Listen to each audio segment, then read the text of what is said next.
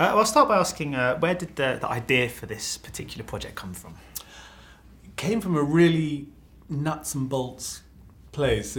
I was having tea with Emma Thompson. I've done a film, my last film with her was called Last Chance Harvey, so we'd worked together before and wanted to work together again. And so literally having tea and sort of going through a list of people it would be fun to see her with, in a film with, and I think she came up with Pierce Brosnan, and I immediately thought that sounded interesting as a couple. Not immediately obvious couple, but then the more you thought about it, the more sort of, it made you smile. And so that really was the starting point. I was like, okay, now what? Now we need a story. And I sort of went away and, we were going through we were in the middle of the financial crunch back then. And so that seemed to be a sort of good building block in a way, what was going on with the sort of middle classes being squeezed and the uber rich getting richer. And then this idea of them being a divorced couple, and then having their pension stolen, there was a good reason to sort of bring them together. And that's what you're always looking for as a writer, sort of to find ways to, especially in this sort of genre, is to find opposite, how do you force your characters together in a situation. And by having their pension stolen, they had to go after it and get it back, and then they're forced to be together and go on holiday together. Not holiday, but go abroad together to get it back. So that all felt very sort of organic, had a good arc to it. I mean, because the kind of crux of this movie is this romantic narrative between the two leads. Yeah. Was it quite difficult to find a kind of a strand of intimacy in what is quite a sort of grandiose, quite over elaborate setup, I suppose? Yeah. You and when to feed it in.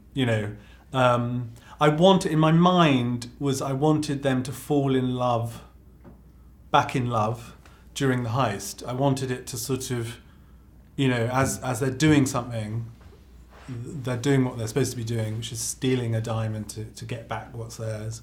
That I wanted it to unfold during that night in a way. That was my game plan. But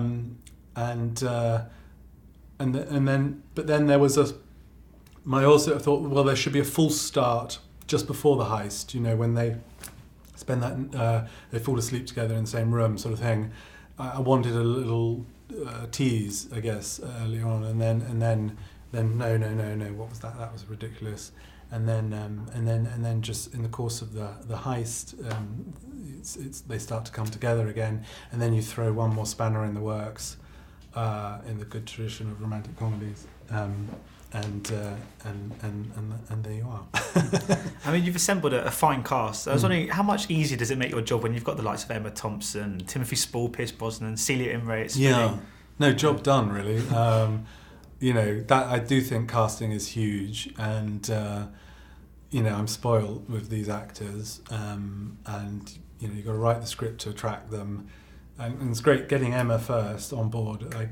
I show Emma very early drafts, and I get her involved, and then Emma's a real actor's actor, and they want she's a great calling card in a way for other actors to flock to.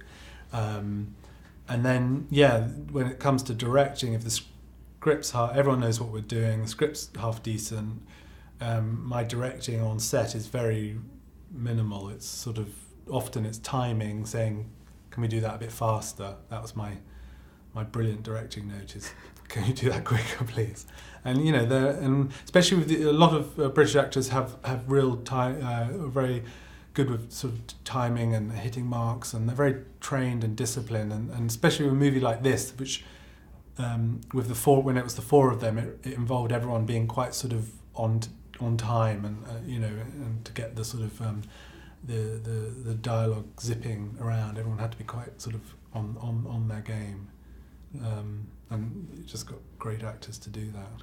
And your projects are relatively far apart, I suppose. They're sort of a few years, but that's I think that's a good thing. It shows a kind of sense of trying to find exactly the right project. And you do write all your own stuff. And I was wondering if you're ever open to receiving scripts, or do you like having that kind of writing, directing control? Yeah, I mean, I definitely, I'd love to. In some ways, I'd love to direct someone else's script because it sort of gets me out of my own.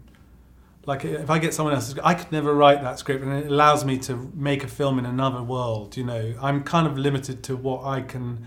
But to be totally honest with you, each time I finish one of these movies, I do put myself out there as a gun-for-hire director. I get... all the scripts I get really excited about go to, the next tier up of directors. I never get the ones I want. And then the ones that come to me... often just don't find the financing, and I've been attached to things that haven't got made, and it's frustrating. And each time I've sort of played that game for a bit, and then got to a point where it's like, look, Joe, just sit down and get on with your next script, because I know I can. Often, when you read a script, you can tell about 10 different writers have had a go at it, and it's lost what it is. It doesn't know what it is, and they always want someone to come on and decide what it is. And the great thing about writing my own stuff is they can get to the start line quite sort of clean and unfussed around with, and that's really not often why they get made, because the actors can see what it is and the money can see what it is, but and everyone knows what you're doing, and it's managed to get out the gate quite clean. So no, I want to. I just it's just they're not the opportunities haven't knocked. Brilliant. Well, thank you so much for your time today. It's much appreciated. Cheers.